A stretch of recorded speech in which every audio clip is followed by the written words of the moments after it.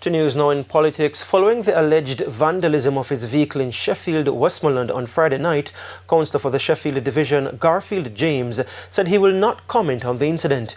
It's reported that after a full day of campaigning, Mr. James and his campaign stopped in Sheffield Square for refreshments when the front passenger window was smashed in. TVJ News understands that the councillor reported the incident to the Whithorn police station, where an investigation is underway. The incident comes less than 24 hours before he faces incumbent Member of Parliament for Westmoreland Western, Moreland Wilson, in a runoff for the seat. Voting will take place at the Grange Hill and Little London High Schools starting at noon. James is one of two former People's National Party councillors who switched allegiance to the JLP in September 2023. This is the second candidate selection in the constituency. The first was held in January, where Wilson narrowly edged his opponent.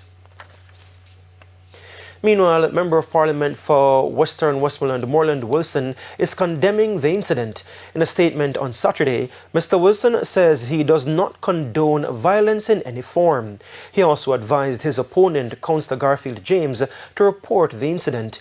Mr. Wilson also stressed that none of his supporters are involved. The statement read in part, "At the end of the day, we all share one goal, to keep this seat in the winning column of the Jamaica Labour Party, but we must do so the right way."